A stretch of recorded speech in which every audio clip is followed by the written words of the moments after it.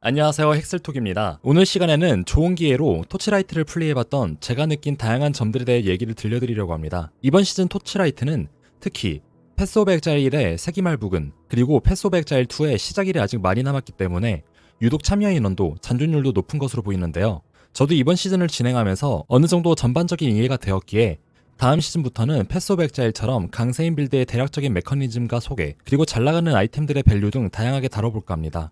본론으로 넘어가서 이번 시즌 플레이해본 제 소감은 토치라이트는 여타 다른 핵앤슬래시와 비교할 경우 장점도 단점도 확실하다고 생각합니다. 여기에는 다양한 요소가 존재하는데 먼저 장점부터 말씀드리자면 높은 퀄리티로 크로스플레이가 가능하다는 점입니다. 핵앤슬래시를 즐기시는 대부분의 유저들은 순전히 집에서 오로지 게임을 할 수 있는 시간이 잘 없는 경우도 많을 거라고 생각합니다. 출퇴근 시간 및 업무 시간 이외에도 다른 일을 처리하거나 친구를 만나야 한다는 등 다양한 이유로 외출을 하게 되면 일명 손실이 생기기 마련인데요. 토치라이트 인피니트는 오픈 초기부터 PC와 모바일, 크로스플레이가 잘 되도록 지원이 되어 나왔습니다. 여기에는 카툰풍 그래픽이 보다 처리하기 쉬웠기에 모바일 플레이의 사양도 적게 들어간 게 아닐까 생각이 들기도 하는데 카툰풍의 그래픽 때문에 접근성이 떨어지는 점도 고려한 것인지 이번 토치콘에서는 스킬 및 맵의 전반적인 그래픽과 퀄리티를 보다 핵앤슬래시 느낌이 나도록 바꿔준다고 하니 이 점도 기대해볼만 합니다. 밖에서 조작하기 쉬운 빌드를 플레이한다거나 인기 빌드, 경매장 등 게임에 필요한 다양한 시간 소요를 외부에서 할 수 있다 보니 순전히 집에서만 플레이하는 거에 비해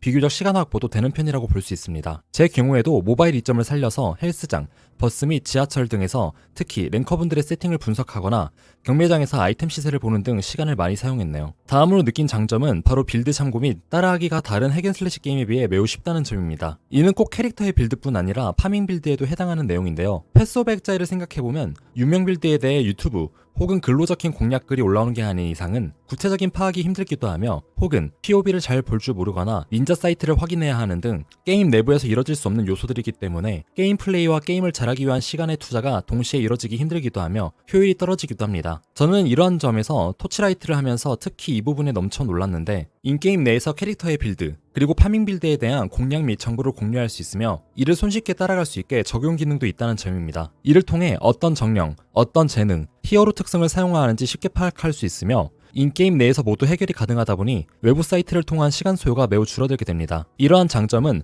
또 성장 구간 및 스펙업 단계에서도 매우 큰 시너지를 보이는데 토치라이트는 크게 7단계, 8단계가 각각 1단계와 2단계로 세분화되어 있으며 아득한 8단계, 딥스페이스로 초반, 중반, 후반, 엔드 확실하게 그 구간이 정해져 있습니다. 그러다 보니 위에서 언급한 캐릭터 빌드 또한 클리어 가능한 단계에 맞춰 공유를 하는 경우가 많으며 파밍 전략 또한 난이도에 맞게 공유되다 보니 본인의 환경에 따라 유동적인 게임 플레이가 가능해집니다. 이러다 보니 한 캐릭을 키울 때 점진적으로 스펙업하는 게 물 흐르듯 자연스럽고 또한 단계도 확실하게 나뉘며 높은 난이도를 클리어할 때 그 보상 또한 이전 난이도에 비해 차이가 크기 때문에 확실한 성장 동기를 가지고 게임을 플레이하는 장점이 존재합니다. 하지만 토치라이트에는 가장 결정적인 고려의 대상이 존재하는데 이는 페이 투 윈 요소가 게임에 존재한다는 점입니다. 토치라이트에 존재하는 다양한 정령들은 서브컬처 게임에서 캐릭터를 뽑는 것처럼 유료 재화를 필요로 하며 최대 6번까지 돌파 가능한 쉽다고만 보기에는 힘든 BM 요소가 존재합니다. 특히 이렇게 얻게 되는 파밍 정령은 동일한 시간에서 그 효율의 가치가 매우 큰 편이기 때문에 기존 핵앤슬래시 장르를 생각하는 분들에게 있어서는 받아들이기 힘든 요소일 수 있다고 생각합니다.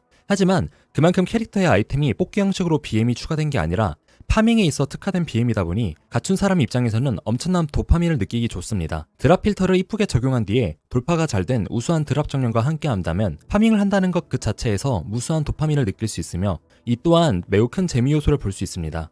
결국 핵앤슬래시에서 가장 중요한 것은 내가 파밍할 때 맛있는 걸 먹는 재미에서 찾아오니까요. 그러다 보니 토치라이트는 기존의 핵앤슬래시 이미지를 가진 모두를 만족시키는 방향성의 게임이기보다는 새롭게 정의된 본인들만의 핵앤슬래시 영역에서 페이 투 윈 요소를 넣었음에도 불구하고 충분히 이를 인지하고 플레이하는 유저들에게는 만족스러운 게임이 될수록 설계하고 있는 게 아닐까라는 생각을 하게 됩니다. 다음으로는 제 개인적인 우려되는 점이 존재하는데 토치라이트는 2023년부터 다양한 시즌 그리고 그에 따라 시즌 정령이 출시되면서 게임 내에서 조우하게 되는 컨텐츠의 수가 매우 늘어났으며 이에 따라 캐릭터가 성장할 수 있는 스펙업 수단 또한 수없이 늘어나고 있습니다.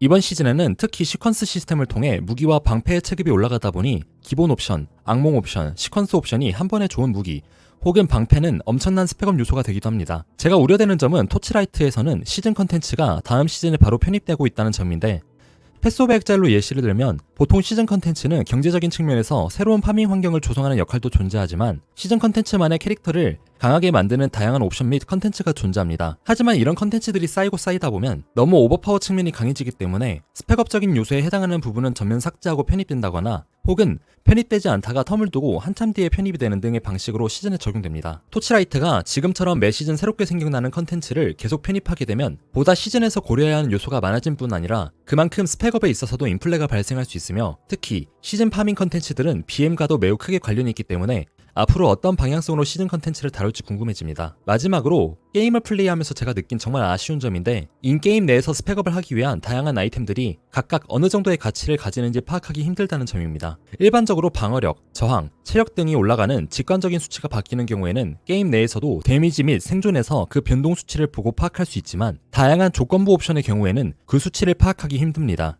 물론 인게임 허수아비를 통해서 그 변화의 추이를 허수아비를 치며 확인할 수 있지만 결국 아이템을 직접 착용하여 허수아비를 쳐야 하는 부분이기 때문에 아쉬움이 남는데요. 이는 토치라이트에서도 수수료 시스템이 존재하기 때문입니다. 대략적으로 1000 결정에 해당하는 아이템을 경매장을 통해 판매하게 되면 약 12.5%의 수수료가 발생하며 플레이어에게 지급되는 결정은 875 결정이 됩니다. 이러한 부분 때문에 유저들은 본인들이 잘 알고 있는 메커니즘 혹은 빌드가 아닌 이상은 섣불리 아이템을 구매해서 실험을 하기는 다소 힘든 면이 존재하며 그러다 보니 이미 검증되거나 혹은 인기 빌드 및 영상을 통해 참고 가능한 요소들에 많은 관심을 가지게 되는 듯 보입니다. 저 또한 다양한 메커니즘을 연구해보려고 이 아이템, 저 아이템 구매했다가 되팔았다를 반복하다 보니 수수료로 많은 양의 결정을 벌였더라고요. 다시 강조드리지만 토치라이트 허수아비는 매우 좋은 시스템입니다. 순간 DPS뿐 아니라 다양한 버프 변화를 통해 플레이어의 생존력의 변화까지 파악할 수 있으니까요. 그렇지만 POB처럼 아이템을 구매하지 않고도 스펙업의 척도를 가늠할 수 있는 수단이 없다는 점은 거래 수수료가 존재하는 해당 게임에서 아쉬운 부분이라고 생각합니다. 개인적으로 POB도 좋지만 이 부분이 어렵다면 거래 수수료를 조율해주거나 수수료를 환급해주는 재화 수급량을 늘려줬으면 하는 바람이 있네요. 총평은 다음과 같습니다. 먼저 첫 번째, 기존과 확실히 다른 방향성을 가진 핵앤슬래시 장르입니다. 두 번째, 그만큼 BM에 대해서는 확실한 재미를 느끼게 설계했습니다. 세 번째, 시즌마다 꾸준한 밸런스 패치와 적지 않은 볼륨을 제공합니다. 네 번째, 성장의 재미, 다른 사람을 참고하기가 매우 편합니다. 다섯 번째, BM 진입 장벽 외에도 앞으로 쌓이게 되는 컨텐츠를 어떤 식으로 할지가 관건입니다. 마지막으로, 직접 사용하지 않은 아이템의 가치를 파악하기가 힘들다입니다. 오늘 영상이 토치라이트를 플레이하시는 분들에게 공감이, 그리고 다른 분들이 하는 걸 보고 나도 하면 재밌을까 고민하시는 분들에게 도움이 되길 바랍니다. 오늘도 유익한 영상이 되셨다면 구독과 좋아요를 눌러주시면 저희의 큰 힘이 됩니다. 시청해주셔서 감사합니다.